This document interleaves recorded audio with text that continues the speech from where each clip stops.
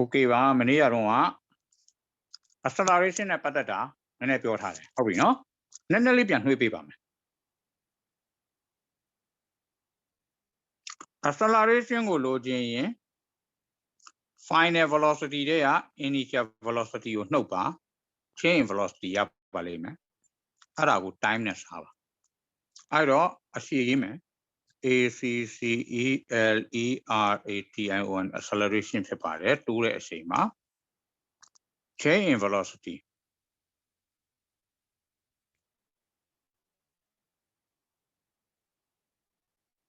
divided by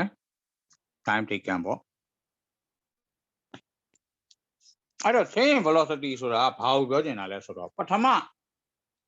60 km/h နဲ့သွားနေတယ်ဟော90 km/h ကိုတနာရီအတွင်းမှာတက်သွားတယ်ဒါဆိုဘယ်လောက်တက်လဲ60နဲ့90ဆိုတော့30တက်တာပေါ့30တက်သွားတယ်အဲ့ဒီလိုပြောတာပါအဲ့တော့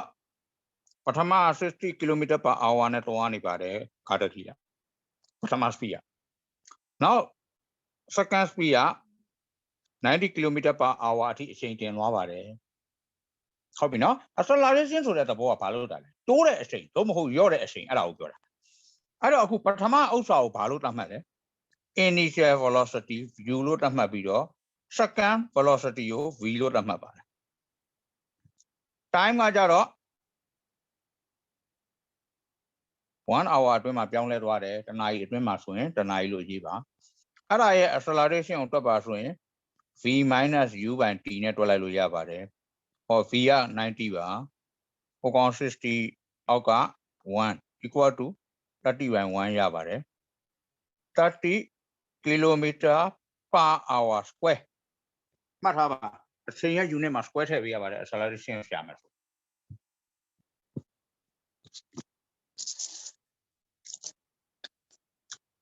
ဒါကတိုးသွားတဲ့အချိန်ဟုတ်ပြီနော်ကဲရော့တဲ့အချိန်ကြရင်ရောအချိန်ရော့ရင်ရောအချိန်ရော့ရင်ဒီလိုသွားမယ်ကြည့်အောင်ပထမ60သွားနေတယ်နောက်အချိန်ကဘယ်လောက်ဖြစ်သွားလဲဆိုတော့45ဖြစ်သွားတယ်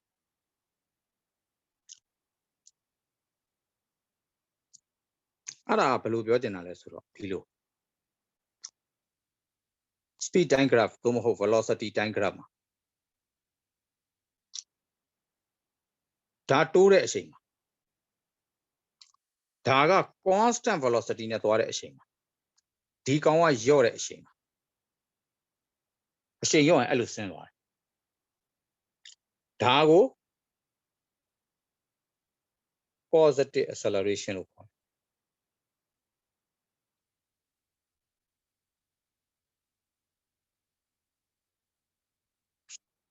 ဒီကောင်က negative acceleration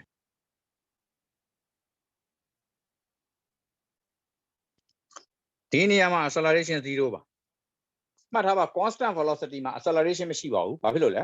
ဘယ်အချိန်တိုင်းဒီအချိန်နဲ့ပဲသွားနေတဲ့အတွက်တိုးတာလည်းမရှိဘူးလျော့တာလည်းမရှိဘူးပုံမှန်အချိန်နဲ့ပဲသွားနေတာကြောင့်မလို့ acceleration 0လို့ခေါ်ပါတယ် constant velocity မှာအဲ့တော့ဒီဟာကိုအပေါ်ကဟာကိုကြည့်အောင် acceleration ကရှာပါလို့ပြောမယ် time ကိုလည်းတနာရီပဲထားလိုက်ပါတော့ဒါဥပမာပေးတာ time က1 hour ထား acceleration ကိုရှာပါဆိုရင် v - u / t လို့ပြောထားတယ် v - u / t ဆိုတော့ v က45 minus t က90အောက်က1 minus 45/1 ရတယ် equal to minus 45 km/h square ဟောအနှုတ်နဲ့ထွက်လာပြီအဲ့ဒါဘာဖြစ်လို့လဲရော့တဲ့အချိန်မှလို့အနှုတ်နဲ့ထွက်လာတာပါဟုတ်ပြီနော်ရော့တဲ့အချိန်ဆိုရင်အချိန်လျှော့သွားရင်အနှုတ်နဲ့ထွက်မယ်အချိန်တင်လာရင်အချိန်တင်တယ်ဆိုလို့ရှိရင်အပေါင်းနဲ့ထွက်ပါလိမ့်အဲ့တော့ဒါနှစ်ခုရှိပါပြီနော်ဒါတွေကဥပမာပြောပြတာပါပြီးမှခုနော်အဲ့တော့ကြည့်အောင် positive acceleration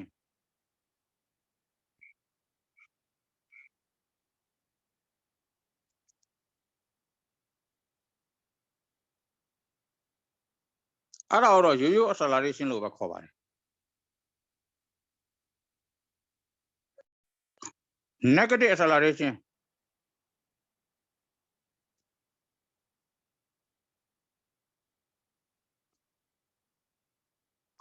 negative acceleration ကြတော့ deceleration လို့လည်းခေါ်ပါတယ်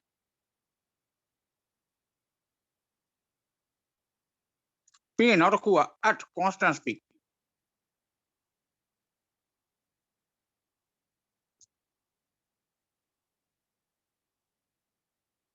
at constant velocity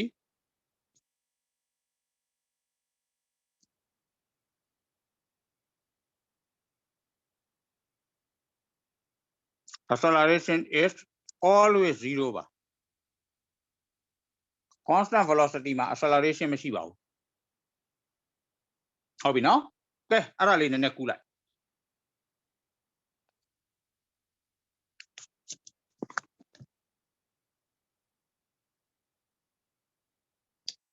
ပုံမပါဘူးနော်မြန်မြန်လေးကူးလိုက်ရ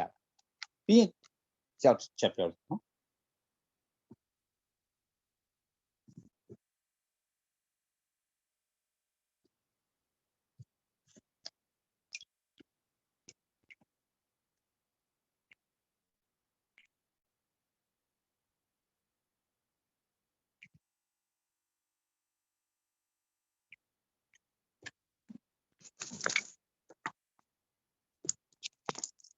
ပြီးရင်ဟိုဘက်စာမျက်နှာသွားမှာမလို့တစ်ချက်လောက်ပြောပြီ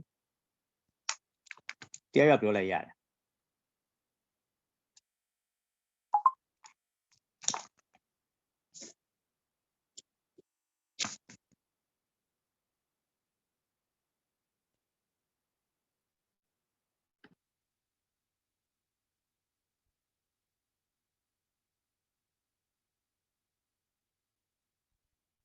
ဟုတ်ပြီဆရာ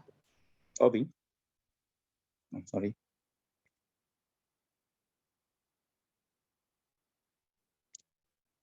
ကဲဒုတိယဟာလေးကူးလိုက်ပါဦးစာရီဖတ်လို့ရနော်ဖတ်လို့မရရင်လှမ်းမေးနော်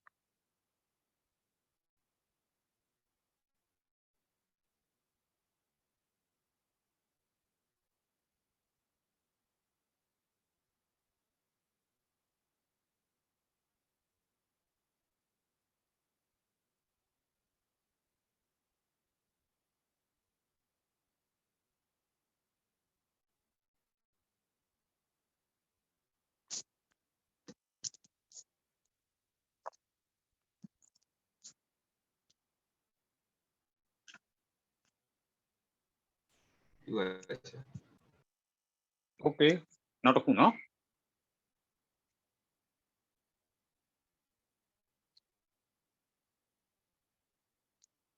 ဒါလေးကတော့ star လေးပြပြီးမှတ်ထားလိုက်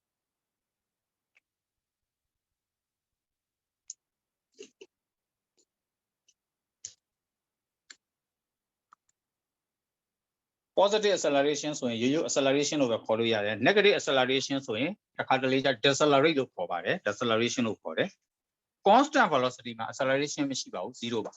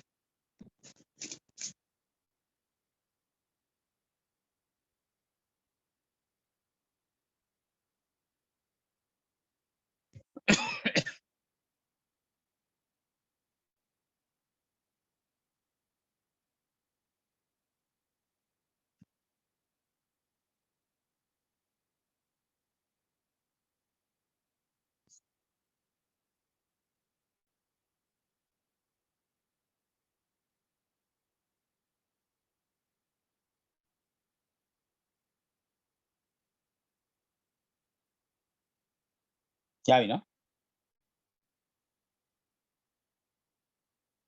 ဟုတ်ပြီးတော့ဆရာ ဟုတ်ပြီဆရာ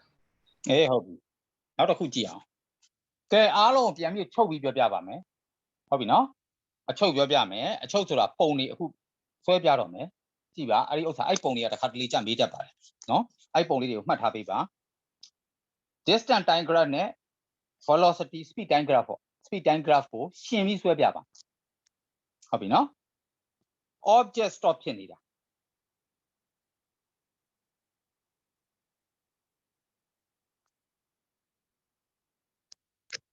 stop ဖြစ်နေတဲ့ပုံ object တစ်ခုရပ်နေရင်ဟုတ်ပြီနော်ဘယ်ပုံဖြစ်မလဲဆိုတော့အရင်ဆုံး distance time graph ကိုအရင်ပြောမှာ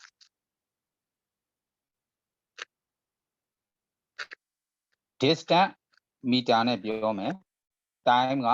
second နဲ့ပြောမယ် distance time graph မှာ object တစ်ခုရပ်နေတဲ့ပုံဆိုတာဒီလိုပုံဖြစ်ပါတယ်အဲ object ရပ်နေတာပါဘယ် second မှာပဲကြည့်ကြည့်ဒီ second 1 second မှာပဲကြည့်ကြည့်2 second မှာပဲကြည့်ကြည့်3 second မှာပဲရှိကြည့်ဒီ10 meter ဆိုရင်ကိုနဲ့10 meter အကွာဆိုရင်လည်းအဲ့မှာပဲရပ်နေတယ်နောက်1 second မှာသွားကြည့်လဲဒီနေရာမှာပဲနောက် second မှာကြည့်လဲဒီနေရာမှာပဲနောက် second မှာကြည့်ဘယ်အချိန်သွားကြည့်ကြည့်ဒီနေရာမှာပဲဆိုအဲ့အရာဝတ္ထုဟာမရွေ့ပါဘူးရပ်နေတာပါဟုတ်ပြီနော်ကောင်းပြီနောက်တစ်ခုကဘာလဲဆိုတော့ speed time graph speed က v meter per second time က second နော် speed time graph မှာဟုတ်ပြီနော်ခဏလေးနော် hello ဩဟုတ်ပြီဆင်းလာခဲ့မယ်နော်ဟုတ်ကဲ့ပါဟုတ်ကဲ့ပါကဲအဲ့တော့ distance time graph မှာ speed time graph မှာကြတော့ဟုတ်ပြီနော်ရက်နေတဲ့အရာဝတ္ထုကဘာမှဆွဲစရာမလိုပါဘူးသူဒီဘယ်နေရာမှာပဲရှိတယ်ဒီနေရာမှာပဲ speed လဲ0 time လဲ0နော်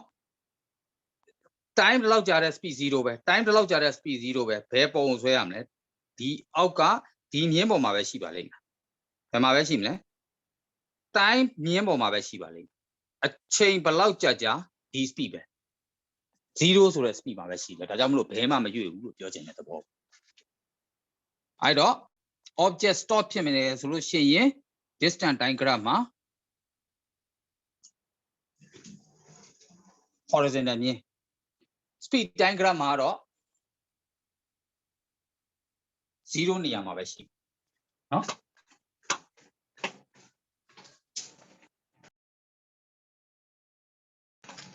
ကူးလိုက်နော်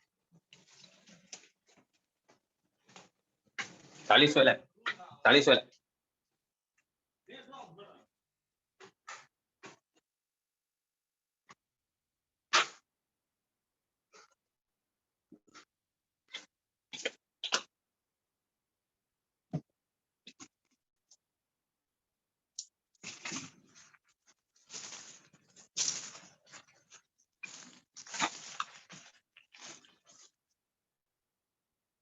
I don't measure Paula limit. The Gelos CIA object time of the distant time grammar. Dinia over Bama Mabavene. Zero Niamabe, Dinia Mabe, sewing or Arale Pavele. Arale to do Babe stops in it. Tiny Machine, a pipit, distant time grammar, horizontal Nimes sweat time, a pipit, Era soye. Yago to Janita. Nakupa qua the lesro. Distant time grammar. Zero my yani resura. Object a cove. Kuna object to see the Damamo Kodile I object. Arasoe, zero near machine. Object a main survey qua semita qua machine. Cardazio, a one Atlantic, yet had a Cardazio chide. A Kutwajile, Dinama Yatara. Canani Twajile, Dinama Yatara. A Kona Duna Aquawea, Semida. Sangamida. I near Mabe, thou shalt see Ara. Debo Kipara. Qua Arikawa tiny be a car, Bema Usule, Ara, Augapo Kipara. Hobby now? Augapo Zoratico, the horizon of Yoraba. The horizon ever. Ara Koa, Adima, Agliama, Kokura, Yuama object solution, I near my ship. Speed and grab caro. Pamiema swim at Harvard, didn't spin a time never paid her a Pamiema swim at house at a Yago Yanida. Spima machine.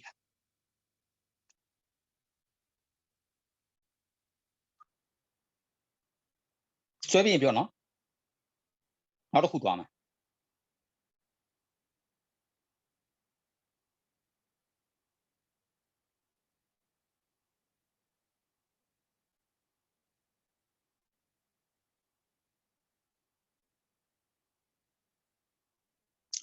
DAT, VAT, the Sateno,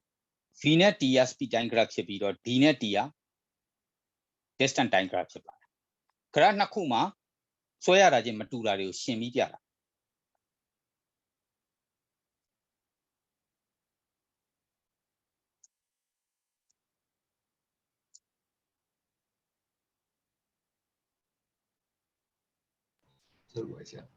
Okay, not a good one. Okay, a good bioma, constant.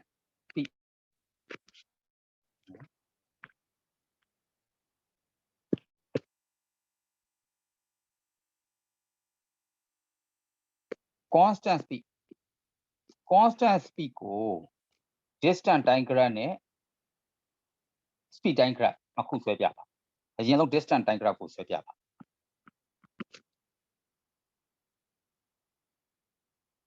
Distant time grab. Distant time grab. A constant speaker. Deload. A constant speaker.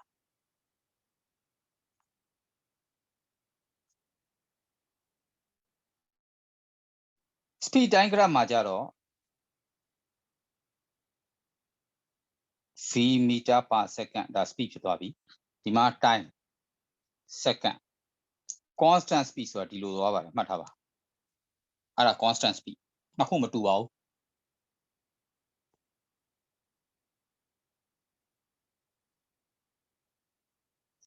da li ba swai lai ba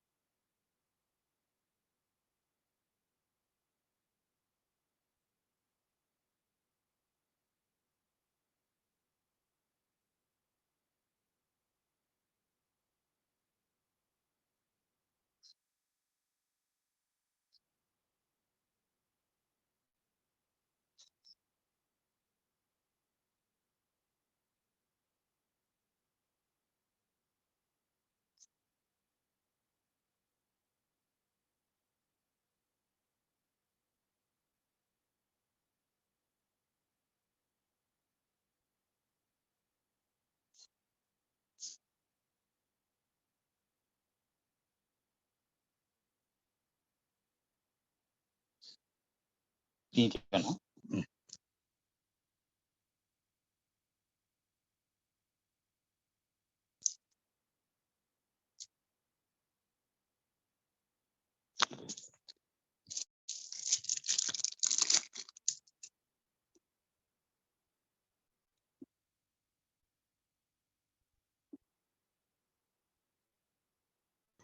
ဟုတ်ဆရာ ဟုတ်ပြီနောက်တစ်ခုကဘာလဲဆိုတော့ accelerated motion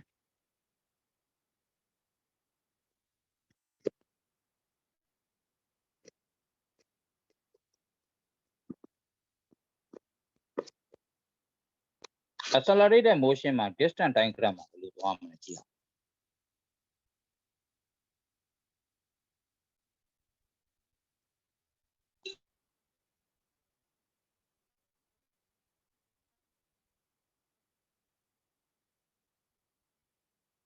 accelerated motion ဆိုမှတ်ထားပါ distance time graph မှာဒီလိုသွားပါတယ် curve လေးသွားတာ speed time graph ကြတော့ accelerated motion ကမြင်းဖြောင်းအပေါ်တက်ရုံနဲ့ speed time graph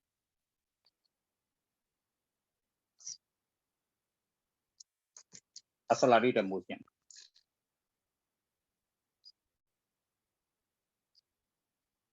နော်အရှိန်တိုးသွားတာပါအရှိန်တိုးတာကို distance time graph မှာမြင်းဖြောင်းနဲ့သွားလို့မရပါဘူး curve လေးနဲ့အပေါ်တက်သွားပါ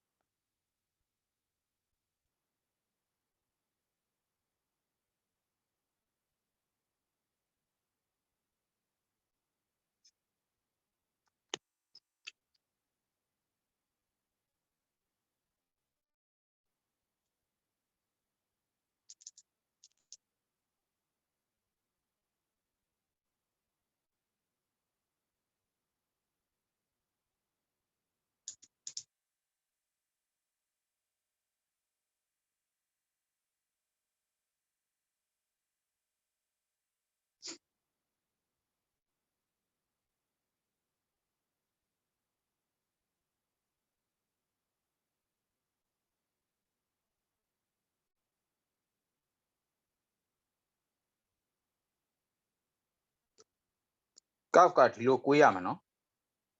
ကွေးတာမှားမယ်နော်ဒီလိုကွေးရင် decelerate ဖြစ်သွားမယ်နော်ဒီလိုအပေါ်တက်ပြီးကွေးရမှာ curve ကိုကွေးတာမမှားသေးဘူးဒီကောင်ကတော့မြင်းဖြောင်းမယ်အောက်က speed time graph ကတော့မြင်းဖြောင်းမယ် slope ရှိရင်မြင်းဖြောင်းမယ်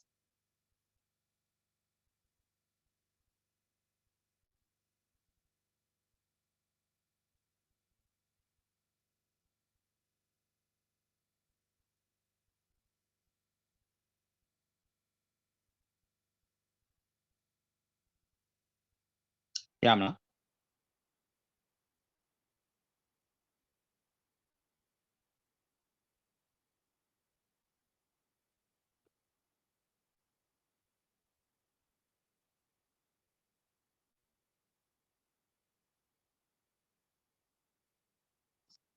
ဟုတ်အဲ့ဆရာဟုတ် okay နောက်တစ်ခုတွားမယ် decelerate motion ဟိုကွာတော့ထင်လို့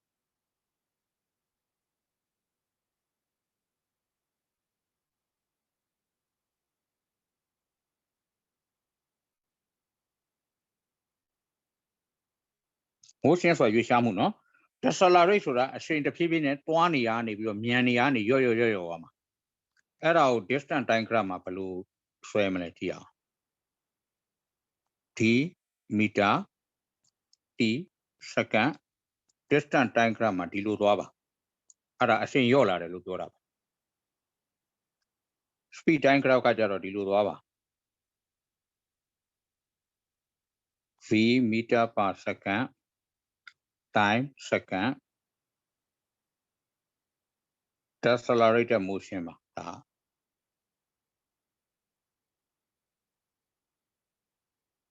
အရှိန်တစ်ခုရပြီးသားနေပြီးတော့တဖြည်းဖြည်းနဲ့အောက်ကိုဆင်းသွားပြီးတော့0မြင်းကိုတွားထိတယ် horizontal ကိုတွားထိတယ်အဲ့မှာနောက်ဆုံးပြတ်သွားတယ်ဒါပဲ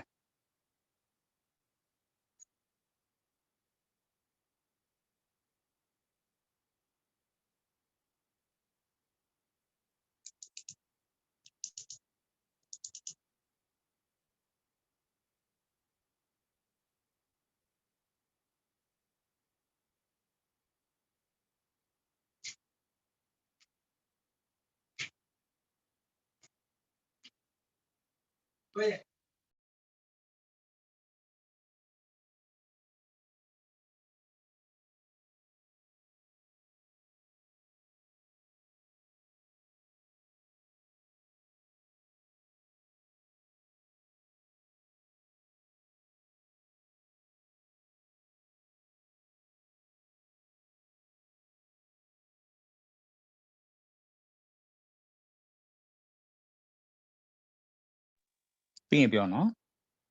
No more. Aku pi doa yin wa doa do me. Questions and problems ko doa, huh? Pi doa jan. ဟုတ်ပါဆရာ အခုသူကနောက်ဆုံးဆရာပြောစရာတစ်ခုကြံတာရှိတယ်သူအဲ့မှာရေးထားတယ် scalar and vector quantity တို့ဘာလို့အဲ့ဒါဆရာဟိုးအစတည်းပြောထားပြီးသား scalar နဲ့ vector နော်မင်းတို့ခွဲထားပြီးသားဟိုးအစတည်းပြောထားပြီးသား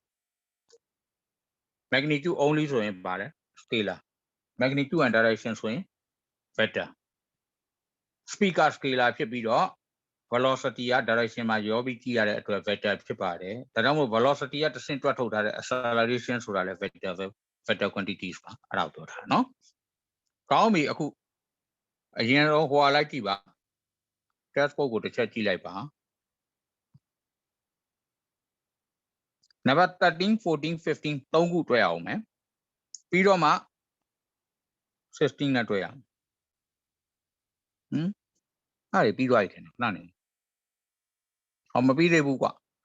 နံပါတ်13ကဘာပြောထားလဲ which of the following could not be a unit of acceleration acceleration unit မဟုတ်တာဘယ်ဟာလဲ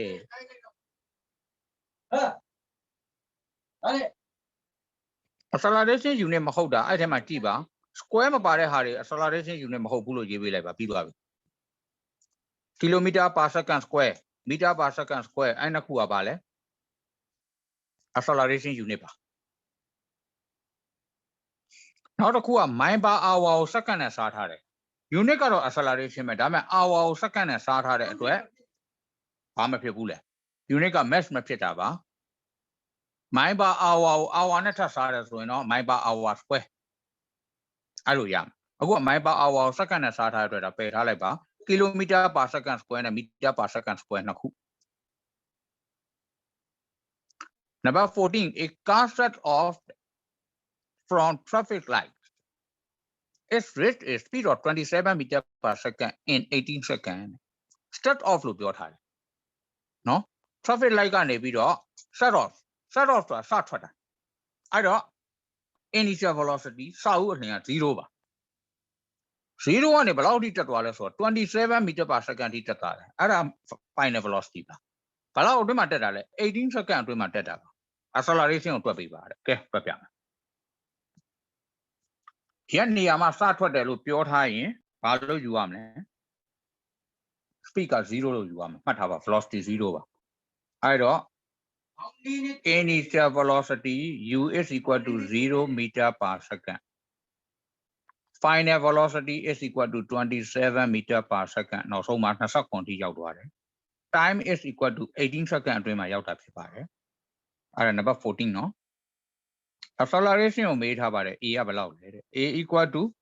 v minus u by t နဲ့တွက်လိုက်ပါ v က27ပါ minus 0ပါအောက်က time က18ဖြစ်ပါတယ်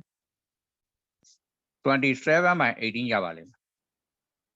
6နဲ့ကျင်းလိုက်ပါ92စာ93စာ3 by 2ဆိုတော့မလို့တွက်ရတာလွယ်သွားပါပြီ 1.5 ပဲရပါတယ် meter per second square ဖြစ်ပါတယ်ပြီးသွားပြီထားပဲတွက်လိုက်ပါအဲ့ဒါ number 14 13ကဆရာရေးမပေးတော့ဘူးเนาะကိုကိုရွေးပေးတာပြီးသွားပြီ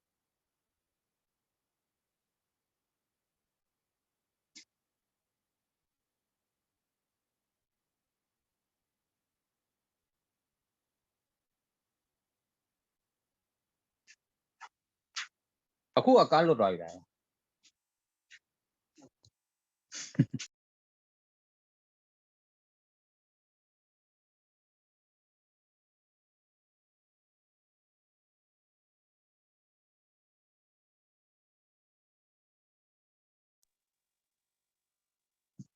ဒါနဲ့ခေါက်လိုက်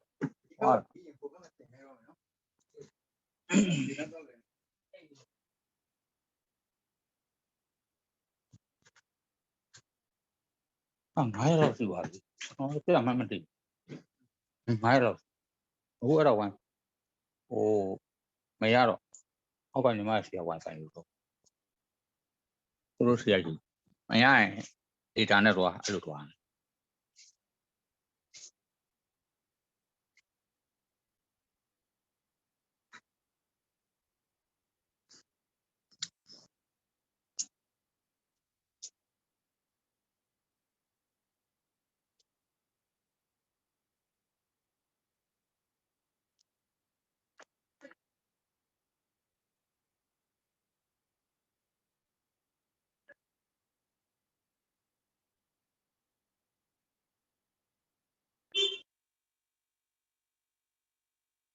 ဟုတ်ကဲ့ဆရာ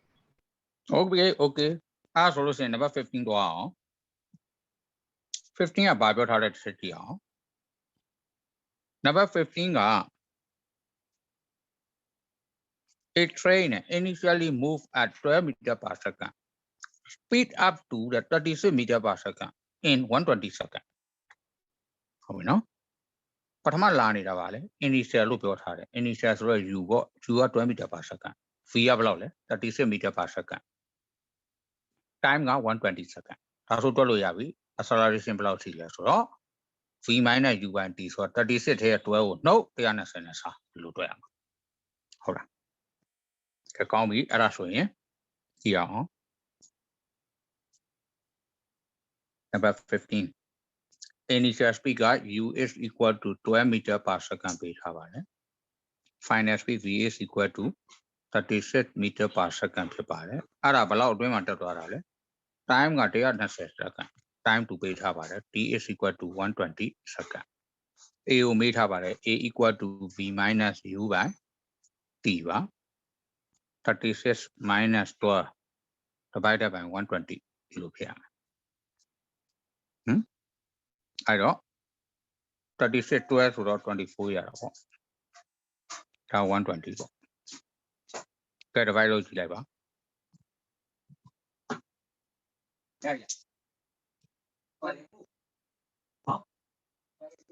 1 by 5ရပါတယ်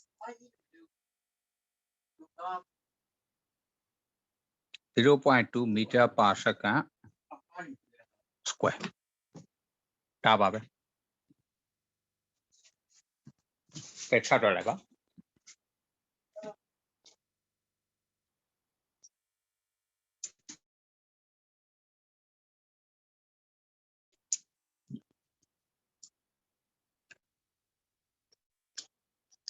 ဆရာပြောနေတဲ့နည်းနည်းခက်တယ်ဆိုတာအဲ့ဒီအပိုင်းလေးပဲရှိပါတယ်အများကြီးမခက်ပါဘူး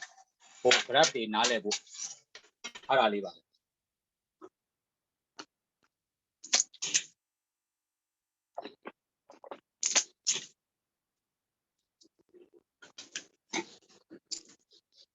တ်ကဲ့ဆရာ Okay အဲ့တော့ number 16ကိုဆက်ကြည့်အောင်16ရှိသေးတယ်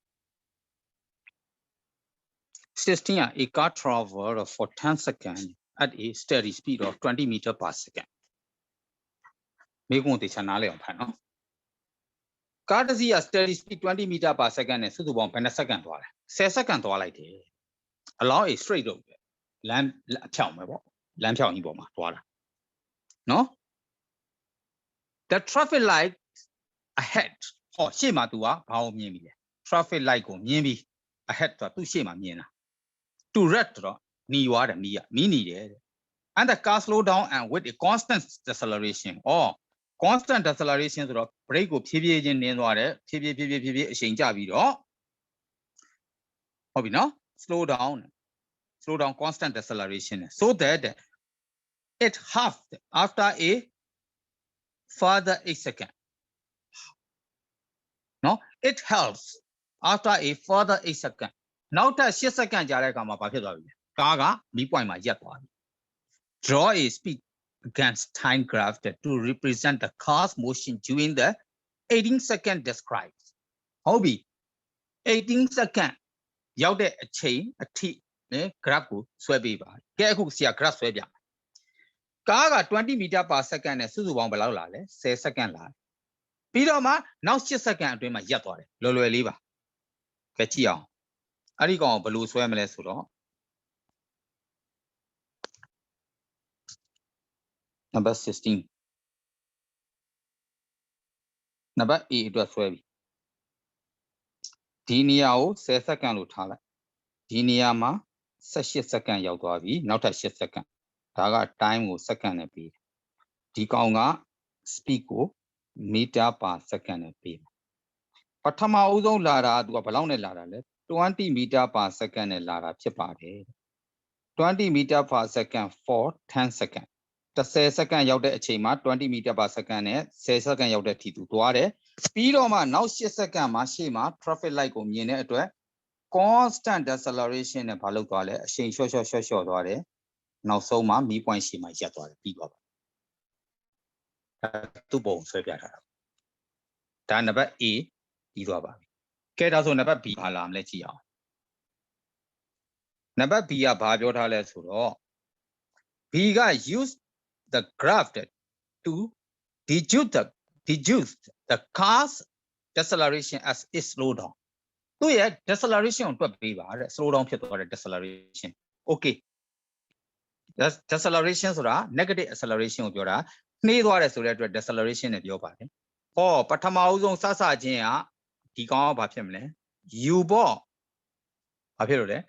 ဒီနဲ့ဒီနဲ့ခရီးကိုဒီဂျားခရီးကိုကြည့်မှာဆရာတို့ကဒီနဲ့ဒီနဲ့ဂျားခရီးကိုကြည့်မှာဒီမှာဒီဂျားခရီးကိုကြည့်မှာဒီဂျားခရီးကိုကြည့်တဲ့အခါကျလို့ရှိရင်စစချင်းလာတဲ့ဘာလဲစစချင်းတွေ့တဲ့အမှတ်က initial velocity နောက်ဆုံးဖြစ်တဲ့အမှတ်က final velocity ဒီနေရာ v ဖြစ်ပါတယ်ဒါကြောင့်မလို့နံပါတ် b ကိုတွက်မယ်ဆိုရင် u is equal to 20 meter per second v is equal to ရပ်သွားတယ်ဆိုတော့0 meter per second အချိန်ကဘယ်လောက်ကြာလဲဆိုတော့18ထဲက10နှုတ်8စက္ကန့်ကြာတယ်သူက8စက္ကန့်အတွင်းမှာရပ်သွားတယ်လို့ပြောတာဒါဆိုရင် acceleration ကိုတွက်ပါဆိုရင် v minus u by t နဲ့တွက်ရမယ် equal to 0 minus 20 by 8လို့ဖြစ်သွားပါပြီ equal to minus 20 by 8ဖြစ်ပါတယ်အနှုတ်နဲ့ထွက်ပါလိမ့်မယ်ဘာဖြစ်လို့လဲ accelerate လို့ပြောရင်အနှုတ်နဲ့ထွက်ကိုထွက်တယ်ဟုတ်ပြီနော်အဲ့တော့8 2 4 16တသမထိုး4ကျန်15 4 40 minus 2.5 meter per second square တင်ပေးပါ acceleration ရေးတဲ့အချိန်မှာ square တွေအကုန်ထည့်ပေးပါဆရာရေးတဲ့ကြံသွားလဲပြောနော် acceleration ရေးတဲ့အချိန်မှာ meter per second square ဖြစ်ရပါမယ်မဖြစ်ရင်အဲ့ unit တွေအမှတ်လျှော့ခံမှာ minus 2.5 meter per second square ထွက်သွားပါတယ်ကဲဒါလေးကူးလိုက်ပါဦး A B ပြီးတော့ C သွားအောင်လို့မသွားခင်မှာဒါလေးအရင်ကူးလိုက်အောင်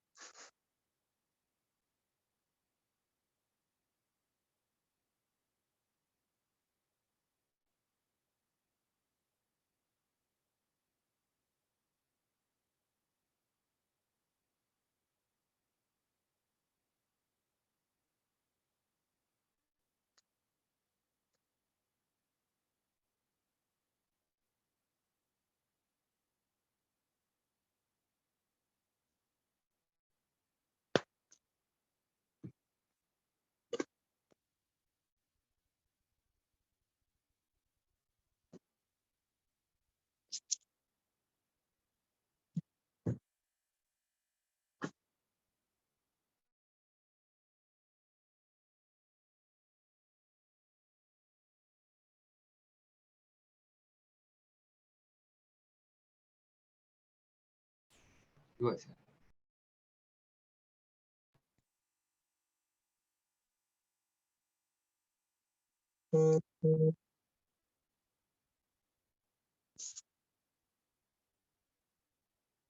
ဒီကပြောနော် ဟုတ်ပါဆရာ okay ကဲအဲ့ဒါဆို C ကိုသွားကြည့်အောင် C ကသူဘာပြောထားတယ်လဲနံပါတ် C ကဘာပြောထားတယ်လဲဆိုတော့သူပြောထားတာက use the graph ကိုသုံးပါတဲ့ to deduce how far the car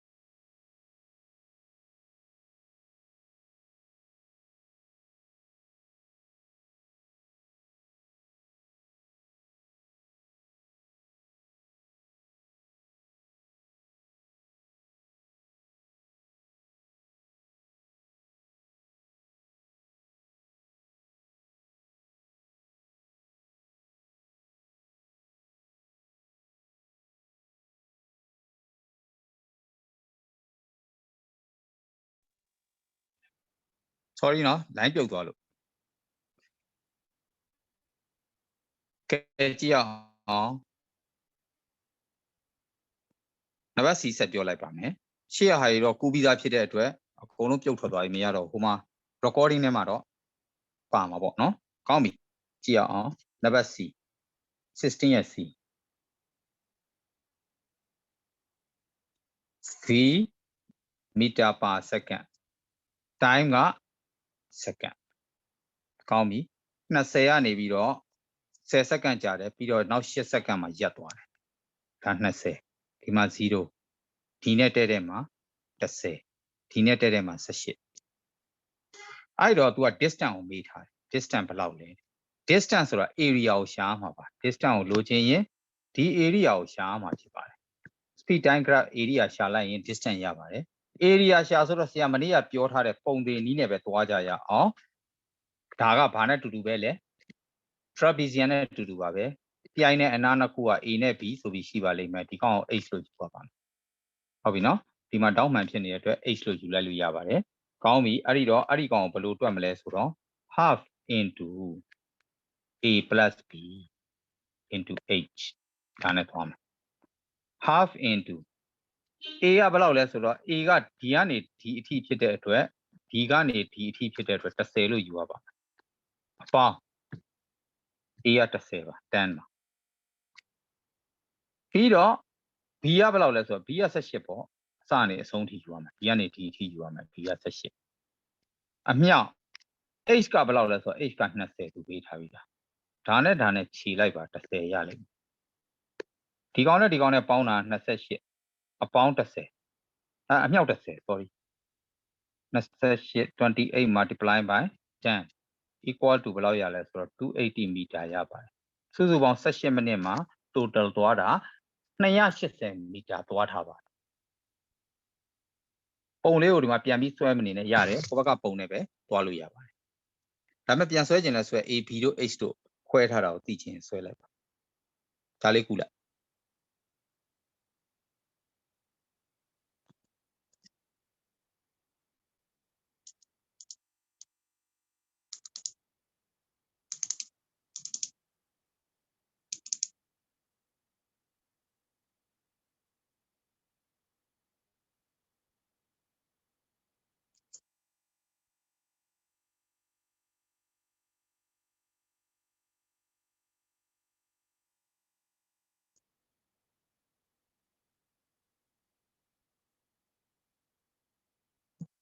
ဥပရင်ပြောပါ unit and question သွားကြရအောင်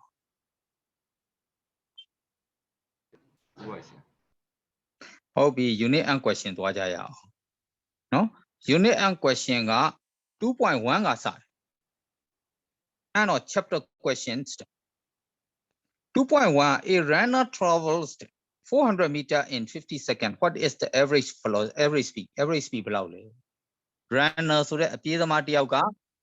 400 မီတာကို50 second နဲ့ပြေးပါတယ်ဟော distance လည်းပေးထားတယ် time လည်းပေးထားတယ် speed မေးတယ် v equal to d by t နဲ့တွက်လိုက်ရင်ရပါတယ်လွယ်လွယ်လေးပါဟုတ်ပြီနော်အဲ့တော့ 2.1 သွားအောင် 2.1 distance ဘယ်လောက်ပေး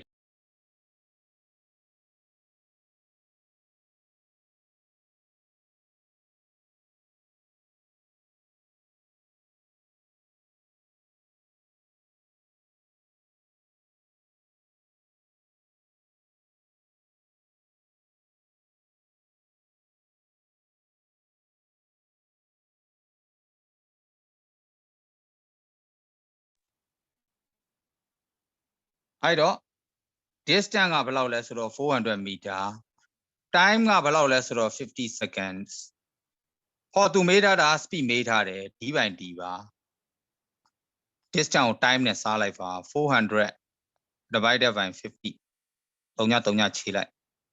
5 လီဆိုတော့8 meter per second ပြီးသွားပါပြီ 2.2 ကြည့်အောင်ဒါပြီးမှကူနော် 2.2 ကဘာပြောထားလဲဆိုတော့ figure 2.1 စစ်မှာ represents ကိုစားပြုထားတာ the motion of a bus တစ်ခုရဲ့ motion ကိုကိုစားပြုထားပါတယ် It is in a two session. Item session na ku tui da Aနဲ့ B နဲ့ဖြစ်ပါတယ် A and B. What can you say about the motion of the bus during these two sessions? I session na ku ma မင်းဘာပြောနိုင်လဲ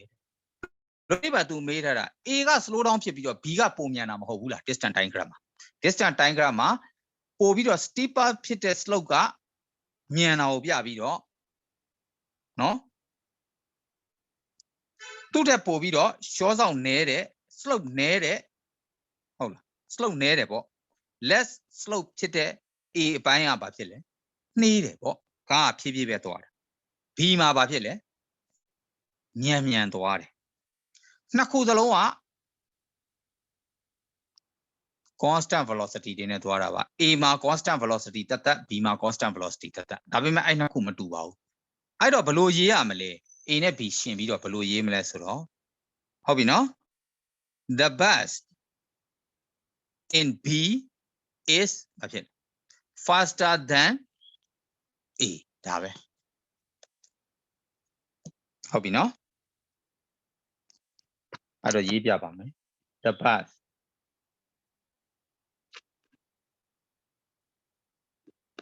the speed of the bus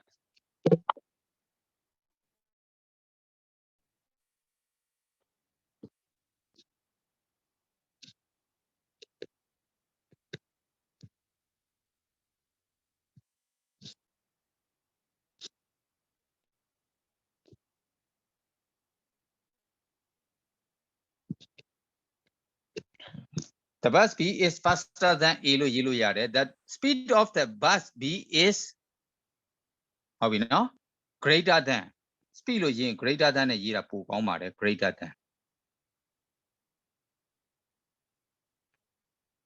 greater than bus A ဆရာ အေးပြော ဟိုဖတ်စာအုပ်ထဲမှာလေအဲ့အပုတ်သမီးမတွေ့လို့ 2.2 မတွေ့ဘူးလား testဖို့တယ်မှာ ဆရာတော့ 2.2 လို့ကတော့မပါဘူးဆရာ1 2 3ပဲရေးတာ ဟုတ်လားအဲ့တော့စာအုပ်ကခွာပြီးထင်တယ်။အိုးပထမဆုံးပု္ပ္ပစာအတူလား H drive ပထမဥစ္စာနံပါတ်4မှာဆရာ ။ဟေးအဲ့ဒါဆိုရင် test book မတူတာဖြစ်မယ်ဆရာနဲ့။ဆရာကဟို test book ကိုသုံးလိုက်တာ123.6ဆိုတာ megabyte ရှိတဲ့ test book ။သမီးတို့ကဘယ်လောက် megabyte ရှိ ဆ တဲ့ ရာ test ကျွန် book တော်တင်နေဆရာသူတို့ဒီမှာလေးဟိုစာအုပ်ဆရာစာရွက်စာအုပ်ဖတ်စာအုပ်အပြင်မှာပြီးထားတယ်ဆရာအဲ့ဒါနဲ့တိုက်ကြည့်နေတယ်တင်နေဆရာ ။ဩအဲ့လိုဖြစ်မယ်ဟုတ်တယ် ဆရာခဏကျွန်တော်ချက်စစ်ပေးပါမယ် ဟုတ်တစ်ချက်လောက်ဟိုကလေသူတို့ဟိုကဖြစ်လို့ရှိရင်လည်းအဲ့ဒီဟိုကနေပြီးတော့လေ test book ကို download လုပ်ပြီးတော့အဲ့ဒီကနေကြည့်လို့လည်းရတယ် online ကနေကြည့်ရတယ်။မတူဖြစ်နေတာ။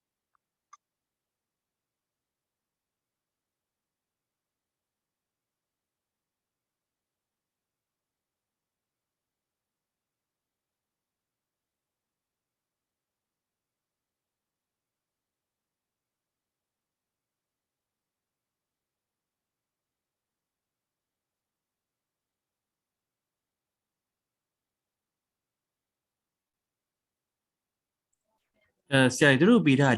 David Sang ပါဆရာ David Sang နော်အဲ့ဒါဆိုကျွန်တော်တစ်ချက်ကြည့်လိုက်အောင် ဒီဟာလေးပါဆရာကျွန်တော် share လိုက်ပါလိမ့်ဆရာ David Sang ပြီးထားပါလိမ့်ဆရာ ဟုတ်ပြီ အမဲနဲ့လေဆရာ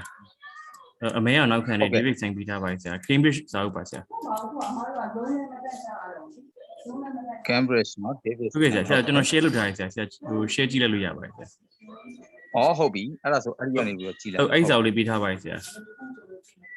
ရတယ်ဆရာသုံးတဲ့စာအုပ်သုံးလို့ရပါတယ်ဆရာသုံးနေနေလေခုနကဟိုကကလေးနဲ့နားလည်မှုတွေသွားတာ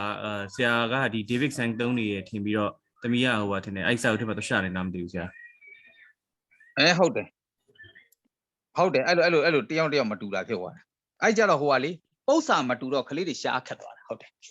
ကျွန်တော်ကတော့ကျွန်တော်စီမာဒီမှာအစပိုက်သွားနေတာအဲ့တို့ကဟိုမှာရှာလို့မတွေ့ကြဘူးဟုတ်အဲ့လိုဖြစ်တာတင်နေဆရာရပါတယ်ဆရာပြောတဲ့စာအုပ်ဆိုလေဆရာပြောတဲ့စာအုပ်မှာပဲ3အင်စာလုပ်ပေါ့နော်ပြီးမှဒီစာအုပ်ကတော့အပူပေါ့ဆရာတို့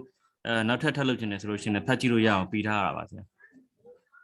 ရတယ်လေအဲ့စာအုပ်တဲ့ဟာတွေလည်းလုပ်ပြီးတော့မသိတာကိုတို့ပြန်မေးလို့ရတယ်ဟုတ်ကဲ့အဲ့လိုရပါတယ်ဆရာအဲ့လေ့ကျင့်လို့ရတယ်ဟုတ်ဟိုစာအုပ်နဲ့ဆိုရင်ဟိုစာအုပ်ကိုတို့အလွယ်တကူရပါမလားရှိ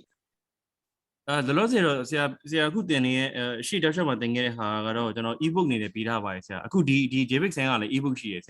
ရာခုနတင်တဲ့စာအုပ်ဆရာဟို reference လုပ်နေတဲ့စာအုပ်ကလည်းတို့စီမှာ ebook ရှိပါတယ်ဆရာအခုသမီးကထင်လိုက်တာဟုတ်ဆရာသမီးကထင်လိုက်တာဒီ JPEG ဆန်ကိုကင်နေထင်လို့ဖြစ်ပါလိမ့်မယ်ဆရာ ဟုတ်ပြီအဲ့ဒါဆိုအဲ့ ebook လေးတစ်ချက်လောက်သမီးရလားမသိဘူးအဲ့ ebook ရှိလား ဟုတ်ဆရာရှိတယ် အေးအဲ့ ebook တစ်ချက်လောက်လှန်လိုက်သမီးအဲ့ဒါဆိုလို့ရှိရင် 2.2 သမီးတွေ့လိမ့်မယ်ဆရာအဲ့စာအုပ်နဲ့ပြောနေတာ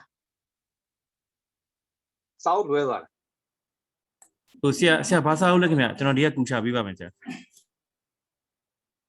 ကျွန်တော်ဥစ္စာခဏလေးနော်ကျွန်တော်ဟာကဟို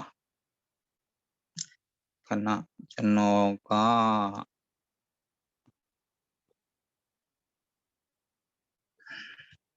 ဟိုကျွန်တော်ပထမပေးလိုက်တဲ့ထဲကပထမပိုင်းဟိုကလေကျွန်တော်ဟိုဘက်မှာဟိုဘက်အကောင့်တစ်ခုမှာကျွန်တော်ပေးထားတာရှိတယ်လေ ရဆရာဒီကောင်လားဆရာ ဟုတ်ချက်လောက် ဒါမဟုတ်နော်ဆရာ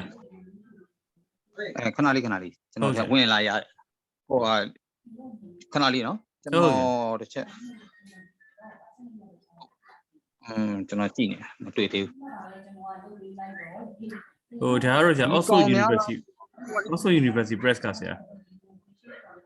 ဟုတ်အဲ့ဒါလေကျွန်တော်ဟိုစာအုပ်ကိုခဏလေးကျွန်တော်ဟိုအရှိဘက်ကိုသွားကြည့်လိုက်အောင်မယ်ခဏလေးနော် ဟုတ်ဆရာ ကျွန်တော်တစ်ချက်ကျွန်တော်ဟိုစာအုပ်နဲ့တိုက်ကြည့်ဟိုစာအုပ်နဲ့တိုက်ကြည့်ဆိုတော့ဟိုအမဟုတ်ဘူးကျွန်တော်လဲဟိုပါပဲဒေးဗစ်ဆန်ပဲ ဟုတ်လားဒေးဗစ်ဆန်ပဲလားဆရာ ဒေးဗစ်ဆန်ဟုတ်တယ်ဒေးဗစ်ဆန်ပဲ အဲ့ဒါဆိုဆရာကြီးခဏနော်ကျွန်တော်ထက် အဲ့ဒီပုံစံစာမျက်နှာ28မှာကျွန်တော်တွေ့တာပဲ အေးဒါမဲ့ဒါမဟုတ်ဘူးကွာ तू 2.1 2.2ဆိုအစင်လိုက်ပဲသွားရမှာဒါမသွားဘူးဆိုလို့ရှိရင်လေ David Sanchez တူတူပဲဒါပေမဲ့သမီးကြီးရောဟိုနံပါတ်တွေတက်ထားလဲမတူဘူးစာမျက်နှာတွေလည်းမတူဘူး ဆရာဟိုဟာလေးဒါ second edition sorry edition မတူဘူးဆရာဒါ second edition ဟုတ်တယ် second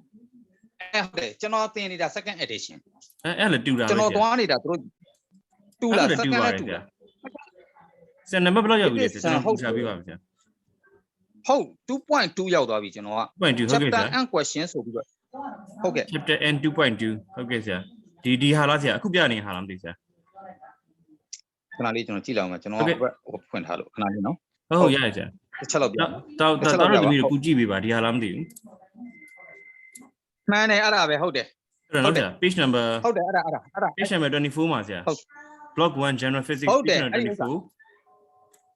2.2 ဟုတ်တယ်အဲ့ဒီမှာ chapter and question ဟုတ်တယ် end of chapter question ဆိုပြီးအဲ့ဒါမှန်တယ်အဲ့ဥစ္စာအဲ့စာအဲ့ဆို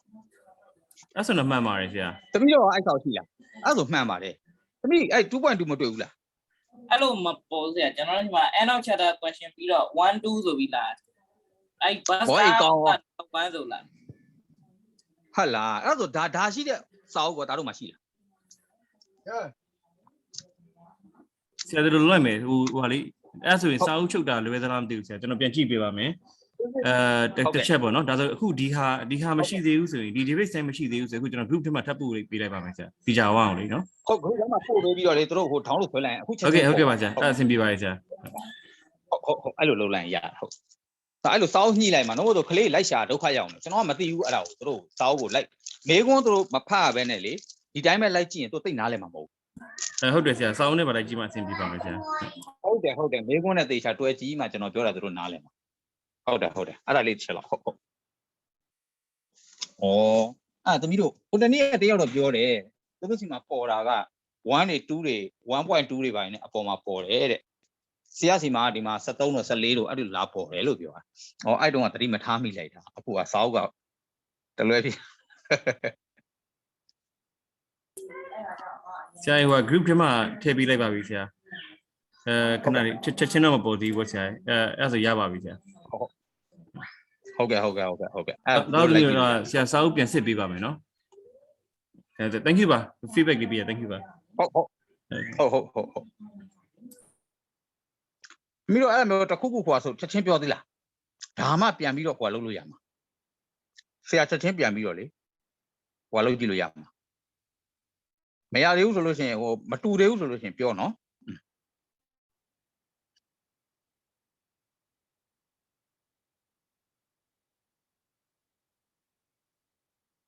ပေါ်ပြီလားစောက်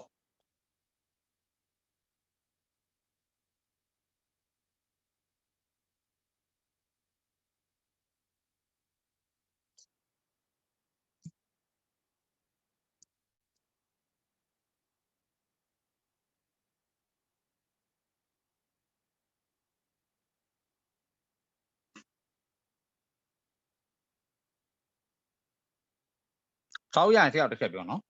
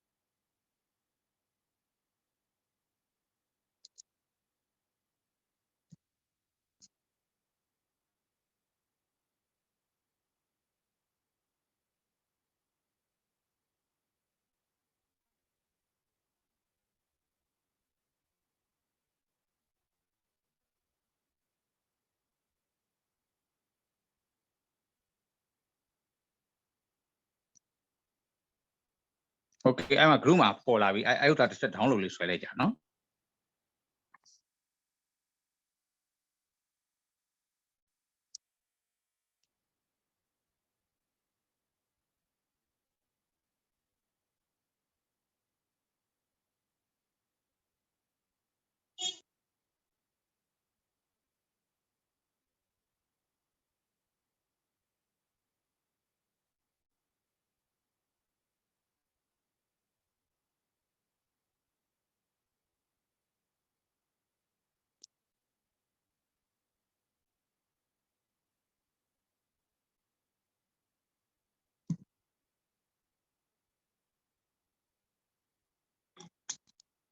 စောက်ရပြီဆိုဆရာကိုပြောနော်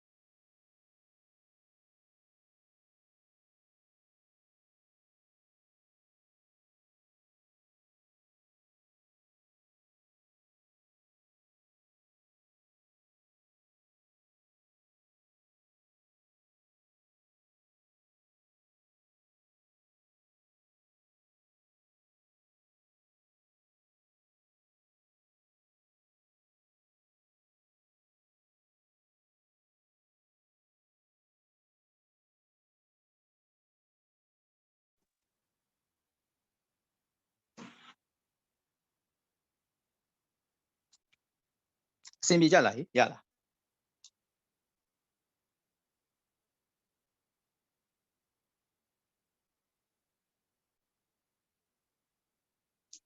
ဟုတ်ကဲ့ပြေးတယ်ဆရာ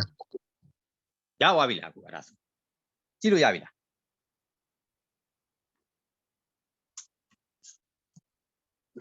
အဲ့ ဟုတ် chapter and question တစ်ချက်လောက်သွားကြည့်ကြည့်လိုက် 2.2 တွေ့ပြီလား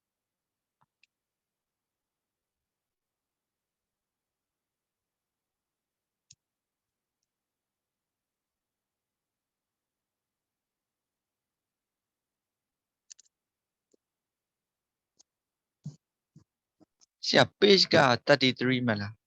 ဟုတ်လားဆရာ ဟုတ်တယ်အဲ့တော့ခဏလေးနော်ဆရာ page တစ်ချက်ကြည့်ပြီ page ကဟုတ်မယ်လားမေးခွန်းတွေကြီးပဲကြံတော့တာလေ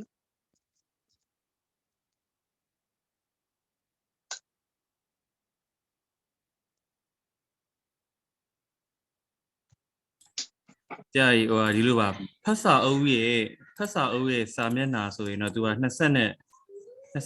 ပါဆရာ PDF ရဲ့စာမျက်နှာဆိုတော့33ပါဆရာအဲ့လိုကွာပါတယ်ဆရာ PDF စာမျက်နှာပဲ ဟုတ် ကြည့် PDF စာမျက်နှာဆိုတော့33ပါဖတ်စာအုပ်စာမျက်နှာဆိုတော့24ပါ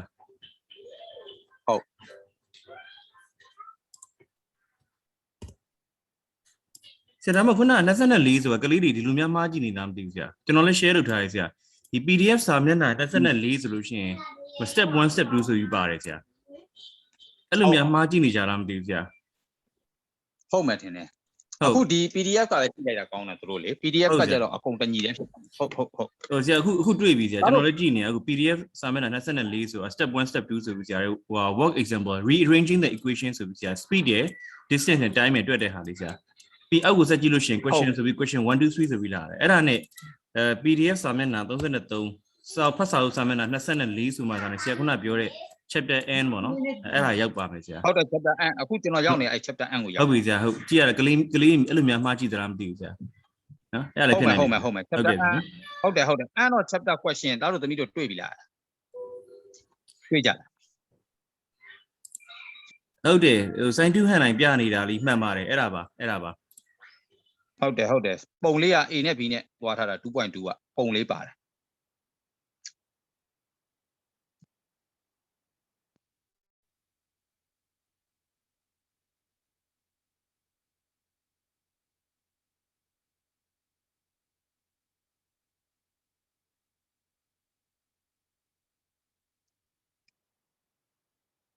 Okay အဲ့ဒါဆိုတွေ့ပြီနော်ရမလား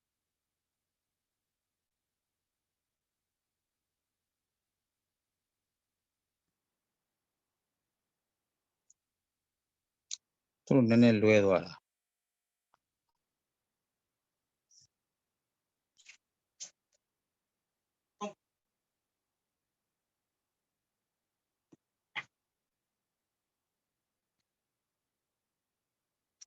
ရမလားဆရာဆက်သွားလို့ရမလား ကျော်ကိုခုပဲပြောနေပါတယ် page number စာအုပ်ထဲမှာဆို28 29ဆိုတာမသိဘူးဆရာအဲ့လိုလည်းပြောနေပါတယ်ဆိုတော့အဲ့ဒါလေးကြည့်လိုက်လို့ရှိရင်တော့လို့ရပါတယ်ရရင်ဆရာလောလောဆယ်တော့ဆရာ PDF နဲ့ပဲသွားရင်သွားလိုက်ပါဆရာနောက်တော့မှဒီဟို server နဲ့စာရွက်စာအုပ်နဲ့ပြန်တိုက်တာနောက်မှလုပ်ပါမယ်ဆရာ ဟုတ်နောက်ပြန်လုပ်လိုက်ရတယ်ဟုတ်အဲ့ဒါတော့အဲ့ဆို PDF အရင်ဖွင့်လိုက် PDF ဖွင့်လိုက်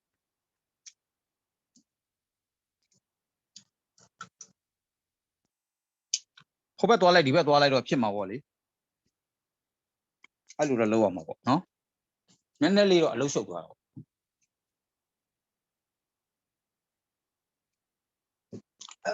PDF ကိုဖွင့်မေခွန်းကိုလိုက်နားထောင်ပြီးလို့ရှိရင်ဟိုဘက်ကပြန်ပြီးတော့ zoom မှာပြန်ကြည့်လိုက်အဲ့လိုလုပ်မှရအောင်တွေ့ကြလား 2.2 PDF စာမျက်နှာဟုတ်တယ်33ဒါပေမဲ့စာအုပ်ကစာမျက်နှာအနေနဲ့ဆိုအောက်မှာရေးထား24 block 1 general physics ဆိုပြီးပါတယ် PDF page က33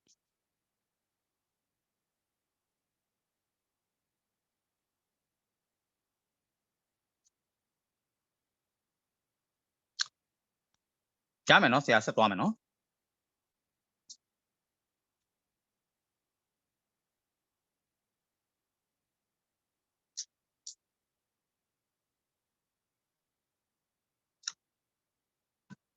တောက်တယ်ရလား Hello ရပါတယ် Okay အဲ့ဆို okay နော်သွားပြီနော်အဲ့တော့ကြည့်ရအောင် figure 2.16 represents the motion of a burst it is in two sections A and B what can you say about the motion of the burst during these two sections အဲ့ section နှစ်ခုမှာရှိတဲ့ motion ကိုဘာပြောနိုင်တယ်လဲလို့ပြောတာ A ကခက်ပြေပြေလေးသွားပြီး B ကနည်းနည်းမတ်တယ်ဆိုတဲ့အတွက် BSP က A ထက်ပိုများတယ်လို့ဖြေပြီးပြီးပါပြီ The speed of the bus in part B is greater than in part A အဲ့လိုရေးလိုက်ပြီးပါ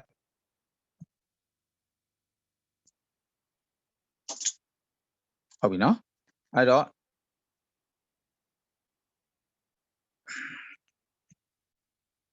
အဲ့နံပါတ်2ပု္ပ္ပစာ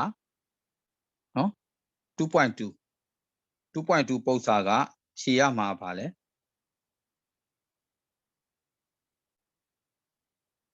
2.2 are the speed of bus in part B is greater than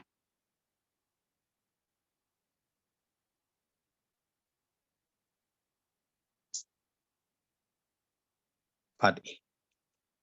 ဒါလေးဖြေလိုက်ရင်ပြီးပါပြီ 2.3 သွားလို့ရပြီပြီးမှခုနော် 2.3 လေးပြောအောင်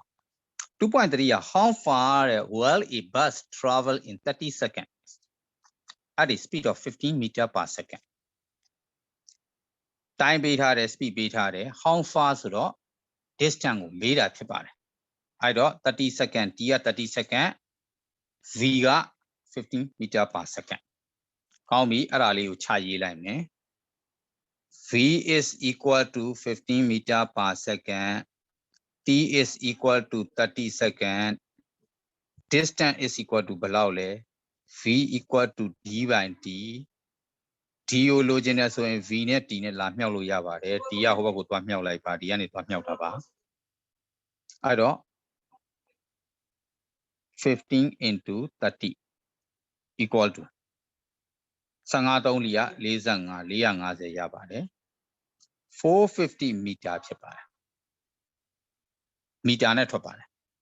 မီတာ per second နဲ့ second နဲ့မြှောက်လိုက်တာက per second နဲ့ second ကြည်သွားပြီးတော့မီတာထွက်ပါတယ်ဒါ 2.3 ဒီနှစ်ခုကူးလိုက်ကူးပြီးရင်ဆရာတစ်ချက်ပြော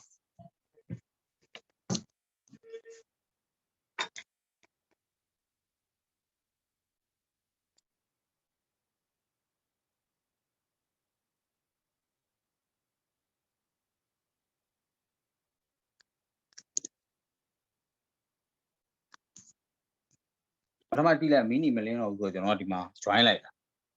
ဘာဆိုပြုတ်လဲပြုတ်ပေါ်ဒီမှာတစ်ခါထော်အောင်ဟုတ်တယ်ပြန်ပြုတ်ဟုတ်တယ်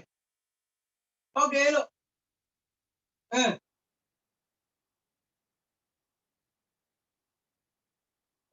တိုင်းရမယ်ခဏလေးခဏလေးခဏ20ကိုဟုတ်တယ်20ကိုရပြီလား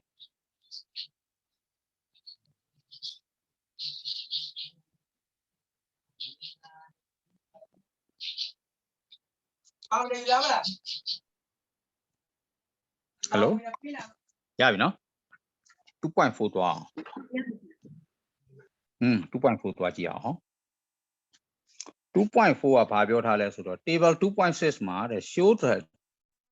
shows not the distance traveled by a car at intervals during a short journey တခုကိုသူသွားတယ်အဲ့ car ရဲ့ distance travel ကိုအောက်မှာပေးထားပါတယ်တဲ့ distance နဲ့ time နဲ့ပေးထားတာပါ draw a distance against time graph to represent this data အဲ့ဒီ data ရဲ့ distance time graph ကိုဆွဲပေးပါပြီးရင် what does the shape of the graph that tell you about the car speed ရဲ့ shape ကိုပြောပါတဲ့ car speed ရဲ့ဒီပေါ်လာတဲ့ shape ကဘာကိုပြောနေတယ်လဲဆိုတာကိုပြောပြပါကြည့်အောင်အဲ့ဒါကိုအရင်ဆုံးဆရာတို့ car speed နဲ့ပတ်သက်ပြီးတော့ဘာလဲဆိုတာကိုပုံစံတည်မှာပါကောင်းပြီအဲ့တော့ကြည့်အောင် distance နဲ့ time နဲ့ဆိုတော့ distance 0မှာ time 0 distance 200မှာ time က10 second 10 second ကြာတော့200ရောက်ပြီ20 second ဆို400 30 second ဆို600 40 second ဆို800ပုံမှန်ပဲသွားတာပါเนาะအဲ့တော့အဲ့ဒါလေးကို distance time graph လေးဆွဲကြည့်အောင်သူ့ရဲ့ data သူ့ဟို graph ကိုသူ့ရဲ့ graph ကိုသူ့ရဲ့ဟိုဟာကိုပြန်ပြီးတော့ table ကိုပြန်ကူးစရာမလိုပါဘူး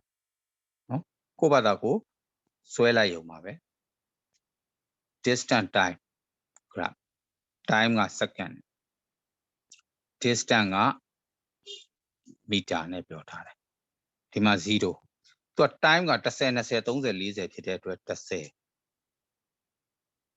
20 30 40 second ဒီကောင်ကလည်း200 400တက်တဲ့အတွက်200သူနဲ့အကွာဝေးတူတဲ့နေရာမှာနောက်ထပ်200ထပ်တက်တဲ့400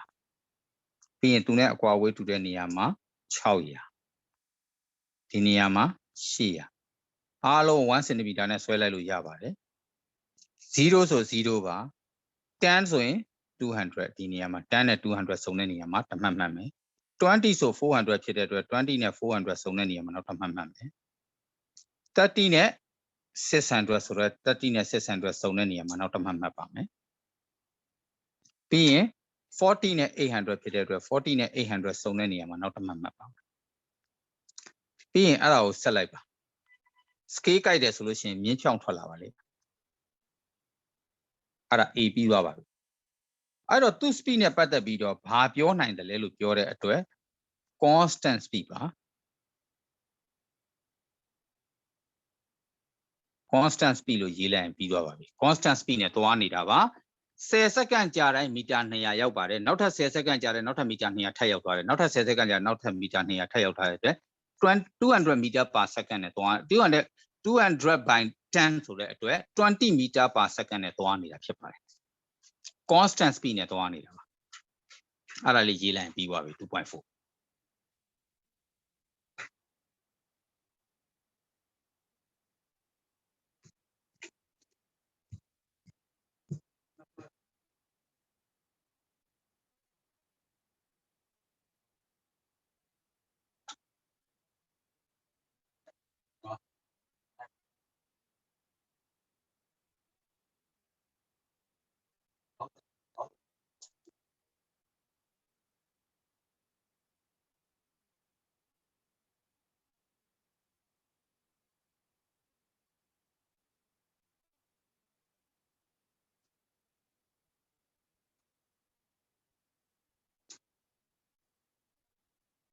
ဟော okay ပါပြီ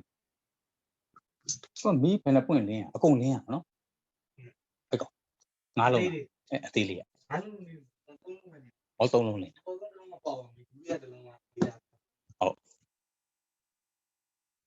အဲ့လိုပဲအောက်ဆုံးတစ်လုံးညီပြီးတော့ဒီရက်တစ်လုံးဟုတ်တမရတော့လုံးပြသွားတယ်လုံးပြီးတော့ဟုတ်တယ်အခုအဲ့အနီပြနေလို့တိုင်ပတ်ခုနကအဲ့ဒါဒီမှာကျွန်တော်ရပြီဆိုပြီး join လိုက်ဘာဆိုပြန်ပြုတ်သွားဟောဒီကထွက်သွားအခုရဆန်းကြည့်ခုတစ်ချက်ဆန်းကြည့်လိုက်ပြုတ်သွားမှလည်းကြောက်ရတယ်တော့နော်အောက်ကနေယူထားတာဒါကျွန်တော်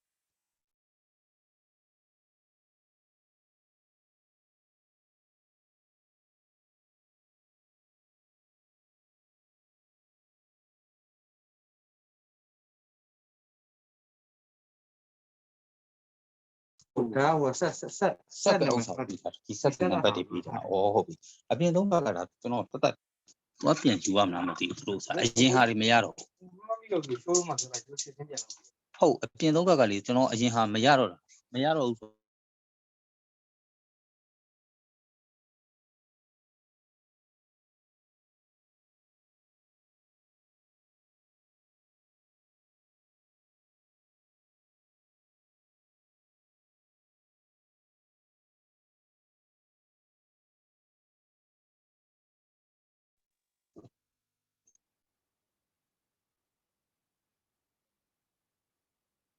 ကိုကပျောက်သွားတာကူးအနေနဲ့ပျောက်သွား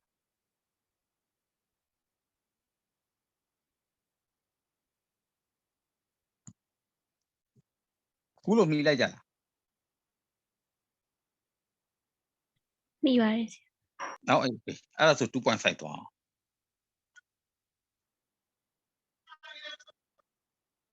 2.5 က figure 2.17 shows the distance traveled by a car on a roller coaster ride roller coaster တစ်ခုပေါ့စီးတာ at different times along a straight ဟုတ်လားမတူညီတဲ့အချိန်တွေမှာသူ trip ကဘယ်နာရောက်သွားပြီဆိုပြီးပြထားတာရှိပါတယ်တဲ့ပုံမှာပြထားတာပါ 2.17 it travels along a track ဟုတ်ပြီနော်သူလမ်းကြောင်းတိုင်းသူကတောက်လျှောက်သွားနေတာ and then return to its starting position သူ start position ကိုပြန်ဆင်းသွားတယ်ပေါ့ပြန်ရောက်သွားတယ်study the graph and decide which point best fit the following description ဘယ် point တွေဖြစ်မလဲတဲ့သူ ABCDE ဆိုပြီးပေးထားတာဘယ် point တွေလဲဆိုတာ point တွေရွေးပေးရမှာပါဥပမာ A ကဘယ် point နံပါတ်1လား2လား3လား4လား5လား6လားရေးပေးရမှာ B ကလည်းအဲ့ထဲကပဲဘယ် point တွေဖြစ်ပါတယ် C ကလည်းဘယ် point တွေကိုကိုစားပြုပါတယ်အဲ့ဒါမျိုးရေးပေးရမှာဖြစ်ပါတယ်ဟုတ်ပြီနော်အဲ့တော့ A ကဘာပြောတာလဲ the car is stationary car stationary ဖြစ်တာဟုတ်ပြီနော် stationary ဖြစ်တဲ့ point ကိုပြောပါလို့ပြောတာ car stationary ဖြစ်တဲ့ point ကရက်နေတဲ့နေရာဖြစ်ပါတယ် stationary point ဒီ number 1ဖြစ်ပါတယ်1မှာ distance ဘာမှမရောက်သေးပါဘူး2မှာနည်းနည်းလေး distance ထပ်တက်တာပါအဲ့အတွက်ကြောင့်မလို့ number 1ဒီ A ရဲ့အဖြေဒီ1ဖြစ်ပါတယ်ပြီးရင်နောက်တစ်နေရာရှိတယ်မှတ်ပေးထားတာဟုတ်နောက်တစ်နေရာဘာလဲဆိုတော့ number 5ဖြစ်ပါတယ်ဟိုးအပေါ်ဆုံးတက်ပြီးရဲ့အခါမှာပြန်ကျမယ်သူကအဲ့တော့ number 5နေရာလဲ stationary point မှာ number 1နဲ့5လို့ရေးပေးရပါမယ် A က number 1နဲ့5ရမလားဆရာရေးမပေးတော့ဘူးเนาะ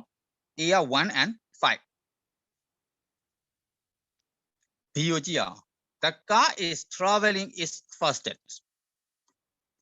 အမြန်ဆုံးဖြစ်တဲ့နေရာကိုပြောပါကားအမြန်ဆုံးက3နဲ့4ပါ3နဲ့4မှာကားအမြန်ဆုံးပါအမြန်ဆုံးနေရာ3 and 4 the car is traveling is fastest ပြီးရင် the car is speeding up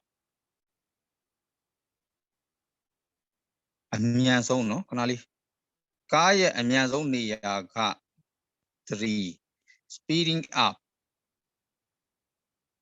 speeding up လုပ်တဲ့နေရာက number 2ပါ number 2 က speeding up လုပ်တာပါ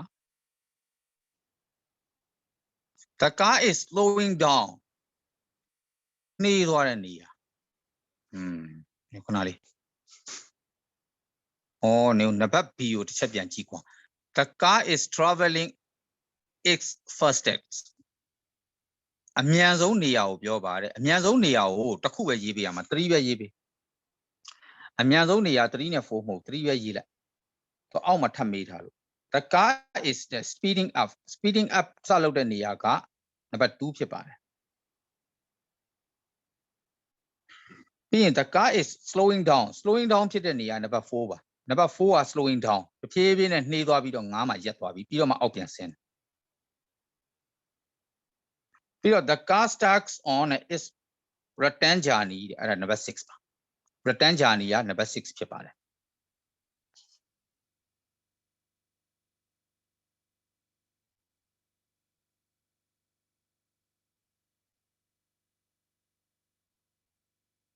ရမယ်နော်ရရင် 2.6 ကြည့်အောင် scientists have measured the distance between the earth and the moon by reflecting a beam of laser light off the moon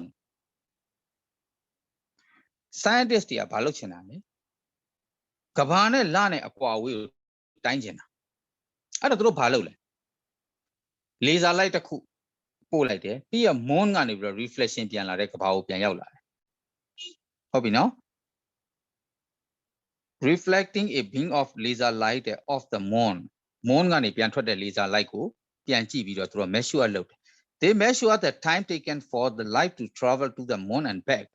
သူတို့ဘာလုပ်လဲအချိန်ကိုတိုင်းတယ်ကဘာကနေလွှတ်လိုက်တဲ့အလင်းအဲ့အလင်းကို moon ကိုထိပြီးမှအဲ့ဒီ laser light ပြန်မြင်ရတဲ့အချိန်ဘယ်အချိန်လဲဆိုတာဒီကစထွက်သွားတဲ့အချိန်နဲ့ပြန်မြင်ရတဲ့အချိန်အဲ့နှစ်ခုကိုတိုင်းပါတယ်တဲ့အသွားပြန်အချိန်ပေါ့ laser light အသွားပြန်အချိန်နံပါတ် A ကဘာပြောထားလဲဆိုတော့ what other piece of information is needed to calculate the earth moon distance ကောင်းပြီ moon distance ကိုသိဖို့အတွက်အခုသူတို့အချိန်တော့သိပြီအချိန်တိုင်းလိုက်တယ်ဟုတ်ပြီနော်အချိန်ကိုသိပြီ distance ကိုသိဖို့အတွက်နောက်ထပ်တစ်ခုလိုတယ်တဲ့ဘာလို့လဲဆိုတော့ speed သိဖို့လိုတာပေါ့ဘာလို့လဲ speed သိရမယ် speed နဲ့ time နဲ့မြှောက်လိုက်မှဘာရမှာလဲ distance ရမှာဟုတ် distance equal to speed multiply by time ဖြစ်တဲ့အတွက် speed သိဖို့လိုပါတယ်ဟုတ်လား what other piece of information is needed to calculate the at moon distance at နဲ့ moon နဲ့ distance ကိုသိဖို့အတွက်သူတို့ဘာကိုသိဖို့လိုသလဲ speed of the laser beam ဒါမှမဟုတ် speed of light ဟုတ်ပြီနော်အလင်းရဲ့အလင်းဘယ်လောက်ရှိသလဲဆိုတာသိဖို့လိုပါတယ်ပြီးရင်အဲ့ဒီအလင်းသွားတဲ့အချိန်အကွာအဝေးဘယ်လောက်ကြာသလဲဆိုတာသိဖို့လိုပါတယ်အဲ့နှစ်ခုသိရင်အဲ့နှစ်ခုမြောက်လိုက်တာနဲ့ဘာရပြီလဲ speed သိပြီပေါ့အော် distance သိပြီပေါ့နားလည်နော်အဲ့ဒီတော့ကြည့်အောင်အဲ့မှာနည်းနည်းလေးရှင်းပြစရာလေးရှိတယ်ဒီနေရာကဘာပဲထားပါတော့ဒီနေရာ moon ပေါ့ဒါ earth ပေါ့ဒါက moon ပေါ့ light တစ်ခုကိုဒီကနေပြီးတော့ပို့လိုက်တယ်ဒီကနေပြီးတော့အလင်းပြန်လာပြီးတော့အဲ့ဒီအလင်းပြန်လာကဒီဘက်ရောက်တဲ့အခါမှာလူကပြန်မြင်ရပါတယ်ဒီကအသွားဒီကအပြန်ဖြစ်ပါတယ်သွားတဲ့အချိန်ပြန်တဲ့အချိန်အဲ့ဒီအလင်းတန်းရဲ့ speed နဲ့အဲ့အလင်းတန်းရဲ့ကြာချိန်ကိုမြှောက်ပေးလိုက်ရင်သူက distance ထွက်ပါတယ်အဲ့ဒီ distance ကဘာ distance လဲဆိုတော့ဒီကြားမှာရှိတယ်လနဲ့ကဘာနဲ့အကွာအဝေးကြားက distance ကိုထွက်ပါတယ် distance ကိုလိုချင်ရင် speed နဲ့ time နဲ့မြှောက်ရပါတယ်အဲ့ဒီအတွက်ကြောင့်မလို့နံပါတ် A အတွက်ကဘာလို့တလဲဆိုတော့သူတို့ကအချိန်ကိုတိုင်းပြီးပါပြီတဲ့နောက်တစ်ခု other pieces of calculating မှာ other pieces နောက်တစ်ချက်လို့တဲ့အဲ့တစ်ချက်ကဘာလဲဆိုတော့ SPEED speed of light speed of light ရပြီဆိုလို့ရှိရင် light ရဲ့ speed နဲ့တွားရန်ကြာတော့အချိန်နဲ့ဘာလုပ်လိုက်လဲ multiply လုပ်ပေးလိုက်ရင် distance ထွက်ပါတယ်ကဘာနဲ့လနဲ့အကွာအဝေးထွက်ပါတယ်အဲ့တော့ speed of light ကဘယ်လိုလုပ်သိရမလဲဆိုတော့ speed of light ကသိပြီးသားပါ speed of light ဒီဘယ်လောက်ရှိတာလဲ3 into 10 power 8ဒါတို့အရင်နေ့တွက်ထားပြီးသားပါ meter per second ရှိပါတယ်တစ်စက္ကန့်ကို3000မှာ3ည7လုံးမီတာအဲ့ဒီလောက်မီတာသွားနိုင်ပါလား speed ကဟုတ်ပြီနော်အဲ့တော့ speed of light ကိုသိဖို့လိုပါတယ်ပြီးရင် तू ကဘာတွက်ခိုင်းလဲကြည့်အောင်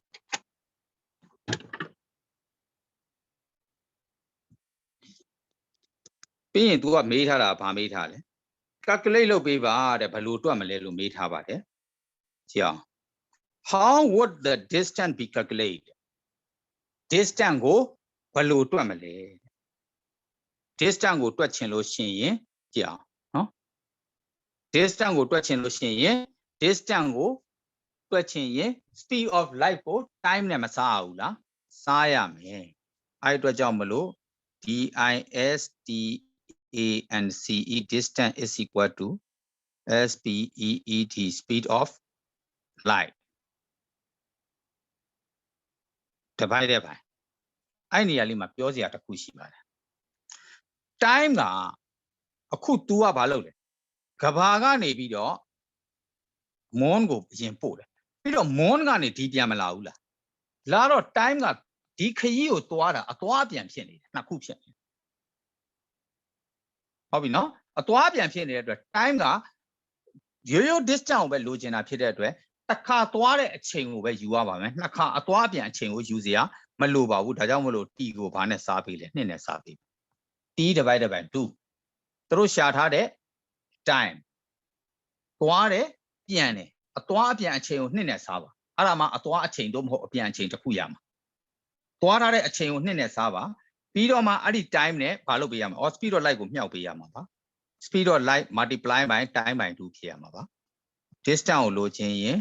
SPEED speed of light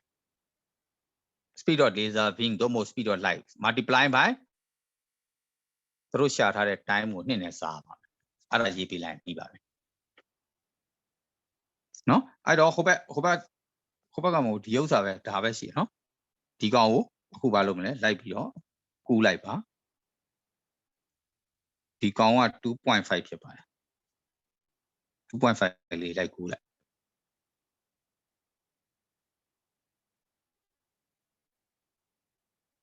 ဒီ 2.5 ကိုလိုက်ကူးလိုက်ပါ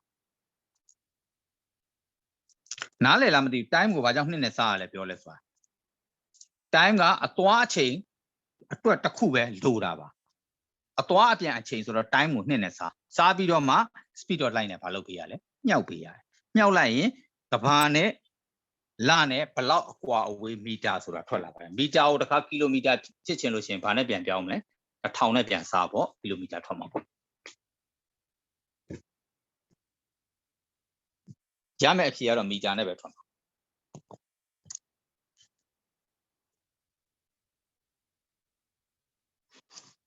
speed dot line က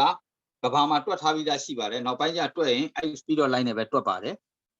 စကြဝဠာတစ်ခုလုံးမှာ universe ထဲမှာအမြန်ဆုံးကအလင်းဖြစ်ပါတယ်အဲ့ဒီအလင်းရဲ့သွားတဲ့နှုန်းဒီ3 × 10 power 8 meter per second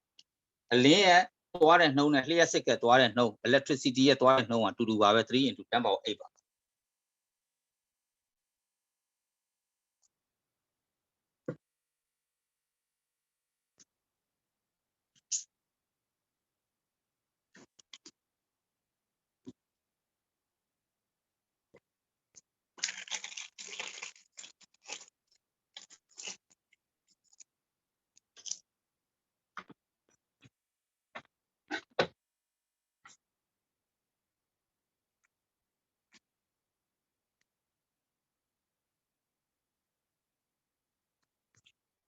โอเคเนาะဒါလေးကူးပြီးသွားလို့ရှိရင်ဒီနေ့ဒီမှာပဲရပ်ထားပေးမယ်เนาะ next week ကျမှအကျန်တဲ့ပုံစံလေးဆက်သွားမယ်နည်းနည်းပဲကြံတော့ပါတော့သိမကြံတော့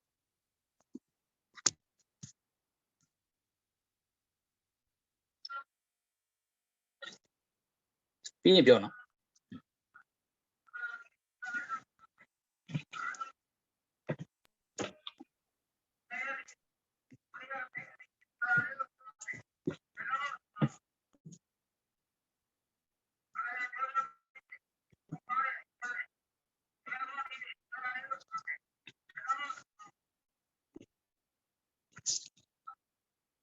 ရပြီလား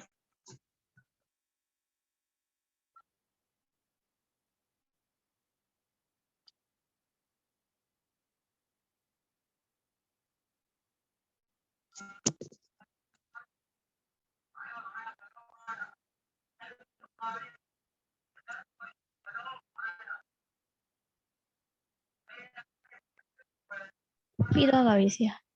အေး sorry ဒီနေ့နည်းနည်းအဆင်မပြေဖြစ်သွားတာစာအုပ်တွေလွဲနေတာဆရာလည်းသိချာမသိလို့ sorry နောက်နေ့ကျမှန်သွားပါပြီเนาะနောက်ရက်ကြလို့ရှိရင်နောက်တစ်ခေါက်ပြင်เนาะဒီနေ့နည်းနည်းအချိန်ကုန်သွားတယ်အဲ့ဒီ sorry